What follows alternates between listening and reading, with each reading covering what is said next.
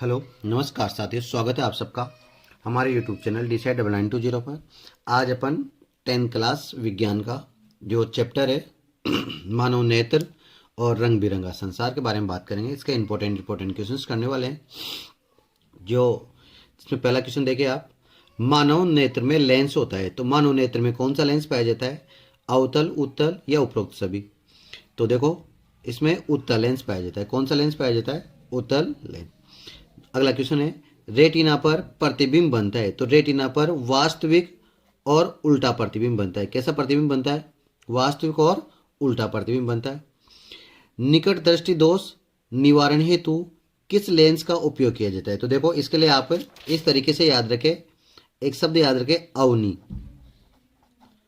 तो देखो अव से तो बनेगा अवतल और नी से बनेगा निकट दृष्टि दोष।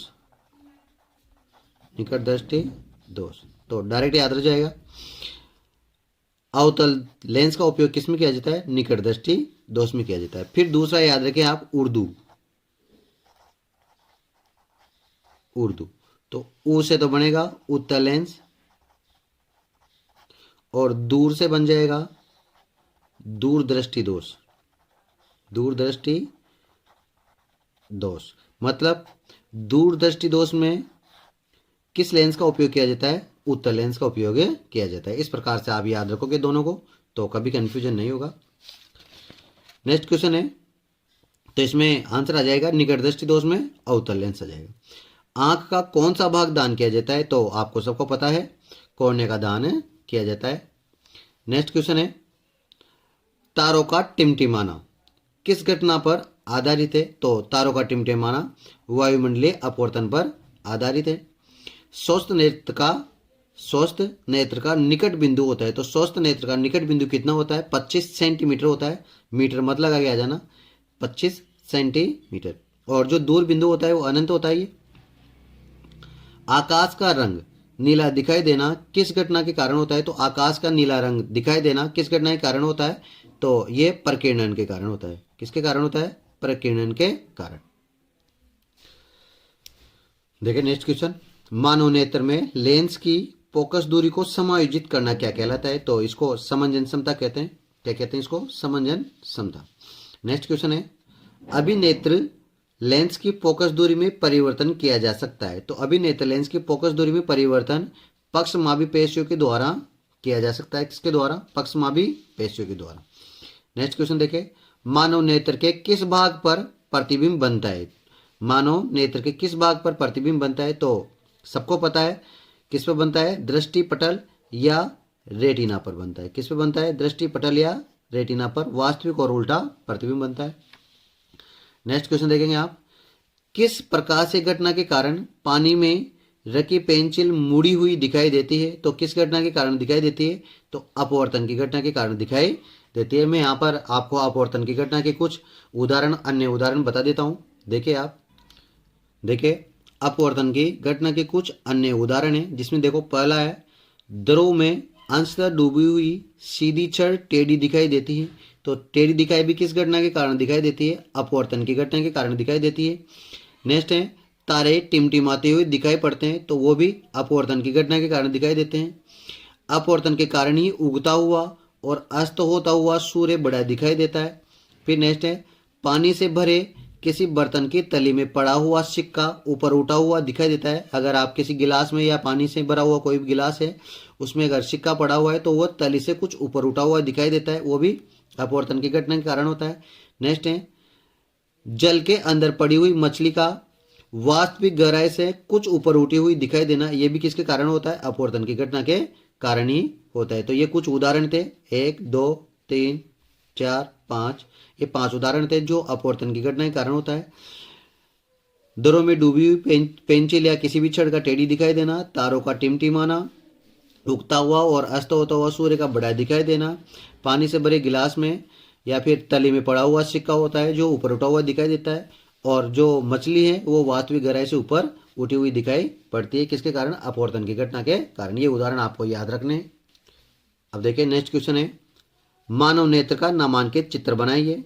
इसके विभिन्न भागों को समझाइए। तो मानव नेत्र का नामांकित चित्र बनाना मैंने आपको सिखा रखा है यूट्यूब पर, वहां पर आप जाके देख सकते हैं। इसके विभिन्न भागों के बारे में अपन जानकारी प्राप्त करते हैं। देखो इसके विभिन्न भाग में सबसे पहले आता है कॉर्निया। कॉर्निया क्या है? नेत्र के अग्रभाग का पारदर्शी झिल्ली होती है। नेत्र के अग्रभाग की क्या होती है? पारदर्शी झिल्ली होती है, जिसमें से नेत्र में प्रवेश करने वाले प्रकाश का अधिकांश अपवर्तन कहाँ से होता है? यहीं से होता है। नेत्र में जितना भी प्रकाश प्रवेश करता है उसका अधिकांश अपवर्तन इस कॉर्निया भाग से ही होता है। फिर नेक्स्ट है लेंस।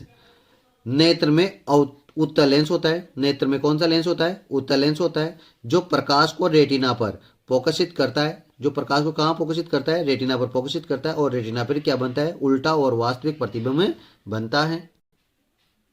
नेक्स्ट है परितारिका। कॉर्निया के पीछे गहरा पेश या डायफ्राम होता है, जो पुतली के आकार को क्या करता है? नियंत्रित करता है। ध्यान दीजिएगा, यहां पर पुतली के आकार को नियंत्रित करने का कार्य कौन करता है? परितारिका करती है। जबकि पुतली क्या करती है? आंख में प्रवेश करने वाले प्रकाश को नियंत्रित करती है। तो दोनों चीजों में अंतर याद रखिएगा। परितारिका तो पुतली के आकार को नियंत्रित करती है, जबकि पुतली आंख में प्रवेश करने वाले प्रकाश की मात्राओं को क्या करती है? नियंत्रित करती है। फिर रेटिना, यह कोमल सूक्ष्म झिल्ली होती है, जिसमें प्रकाश सुग्राही कोशिकाएं अधिक होती हैं, और रेटिना पर ये प्रतिबिंब की सूचना दृक तंत्रिकाओं द्वारा मस्तिष्क तक पहुंचाई जाती है। मतलब रेटिना पर जो प्रतिबिंब बनता है वास्तविक और उल्टा, उस वास्तविक और उल्टा प्रतिबिंब की जो सूचना है वह दृक तंत्रिकाओं के द्वारा कहाँ पहुंचाई जाती है? मस्तिष्क तक पहुंचाई जाती है, और मस्तिष्क फिर उसको पढ़ता है, रीड करता है, और फिर उस चित्र को सीधा बनाता है ताकि आपको वह सीधा दिखाई देता है। फिर नेक्स्ट क्वेश्चन है समंजन क्षमता किसे कहते हैं? समंजन क्षमता किसे कहते हैं, और मोतियाबिंद के बारे में समझाइए। दो क्वेश्चन है, देखिए आप। देखो समंजन क्षमता अभिनेत्र लेंस की वह क्षमता जिसके कारण वह अपनी फोकस दूरी को क्या कर सकता है? समायोजित कर लेता है। उसे अपन क्या कहते हैं? समंजन क्षमता कहते हैं। मतलब जो उत्तल लेंस होता है, यहाँ पर ये लेंस है, ये क्या है? लेंस है। ये लेंस अपनी फोकस दूरी को समायोजित करने की क्षमता रखता है, और इस लेंस के द्वारा अपनी फोकस दूरी को समायोजित करने की जो क्षमता है, उस क्षमता को अपन क्या कहते हैं? समंजन क्षमता कहते हैं। फिर मोतियाबिंद किसे कहते हैं? तो देखो अधिक उम्र के लोग होते हैं, अधिक आयु के कुछ व्यक्तियों के नेत्र का क्रिस्टलीय लेंस दूधिया और धुंधला हो जाता है, जिसे इस स्थिति को अपन क्या कहते हैं? मोतियाबिंद कहते हैं। मतलब जो अधिक आयु में व्यक्तियों के जो नेत्र हैं, उस नेत्र का क्रिस्टलीय लेंस होता है, वो क्रिस्टलीय लेंस दूधिया और धुंधला पड़ने लग जाता है अधिक उम्र के कारण। इसी स्थिति को अपन क्या कहते हैं? मोतियाबिंद कहते हैं। और मोतियाबिंद का जो उपचार है वो शल्य चिकित्सा के द्वारा किया जाता है, और शल्य चिकित्सा द्वारा इंट्रा ओक्यूलर लेंस लगाकर किया जाता है। कौन सा? इंट्रा ओक्यूलर लेंस, इसको याद रखेगा। इंट्रा ओक्यूलर लेंस लगाकर इसका उपचार किया जाता है। आगे देखें, प्रिज्म कोण किसे कहते हैं, और निकट दृष्टि दोष का कारण और निवारण आपको बताना है। तो देखो प्रिज्म कोण किसे कहते हैं? प्रिज्म के दो पार्श्व फलकों, कोई से भी दो पार्श्व फलक है, उन पार्श्व फलकों के बीच का जो कोण है, उस कोण को क्या कहते हैं? प्रिज्म कोण कहते हैं। फिर नेक्स्ट है निकट दृष्टि दोष का कारण और निवारण बताना है। तो निकट दृष्टि दोष किसे कहते हैं? सबसे पहले देखते हैं। निकट दृष्टि दोष में व्यक्ति को निकट की वस्तु तो देखो स्पष्ट दिखाई देती है, उल्टा होता है। निकट की वस्तु तो स्पष्ट दिखाई देती है, लेकिन जो दूर की वस्तु है वो स्पष्ट दिखाई नहीं देती है। इसे अपन क्या कहते हैं? निकट दृष्टि दोष कहते हैं। और निकट दृष्टि दोष का क्या कारण होता है? तो वक्रता, लेंस की जो वक्रता है उसका अधिक हो जाना, और नेत्र गोला का क्या हो जाना? लंबा हो जाना। ये दो इसके कारण है, और इसका निवारण मैंने आपको पहले बता ही दिया। निवारण क्या है इसका? अवतल लेंस। इसके निवारण के लिए किसका उपयोग किया जाता है? अवतल लेंस का उपयोग किया जाता है। इस प्रकार से ये कुछ इंपॉर्टेंट क्वेश्चंस थे। देखिए नेक्स्ट क्वेश्चन, मानव नेत्र का दूरतम बिंदु कितना होता है? फिर दूरदृष्टि दोष किसे कहते हैं? दोष के कारण और निवारण के बारे में आपको बताना है। तो देखो जो मानव नेत्र का दूरतम बिंदु होता है, वो दूरतम बिंदु तो कितना होता है? अनंत होता है। और दूरदृष्टि दोष किसे कहते हैं? तो ऐसा दोष जिसमें व्यक्ति को दूर की वस्तुएं तो स्पष्ट दिखाई देती हैं, लेकिन नजदीक या फिर पास की वस्तुएं स्पष्ट दिखाई नहीं देती है, इसको क्या कहते हैं अपन? दूरदृष्टि दोष कहते हैं। और इसका जो कारण है वो कारण है लेंस की फोकस दूरी का अधिक हो जाना और नेत्र गोलक का छोटा हो जाना। नेत्र की फोकस दूरी का तो अधिक हो जाना, और नेत्र गोलक का क्या हो जाना? छोटा हो जाना, या फिर इसकी वक्रता का कम हो जाना। आगे निवारण। निवारण है उत्तर लेंस, मैंने आपको बता दिया। आपको क्या याद रखना है? उर्दू याद रखना है। उर्दू में ऊत से उत्तर लेंस और दू में दूरदृष्टि दोष। ये कुछ इंपॉर्टेंट क्वेश्चंस थे आपके मानव नेत्र और रंग बिरंगा संसार के। अगर आपको क्वेश्चन समझ में आए, चैप्टर पसंद आया, तो लाइक एंड शेयर जरूर करें और चैनल को सब्सक्राइब जरूर करें। Thank you.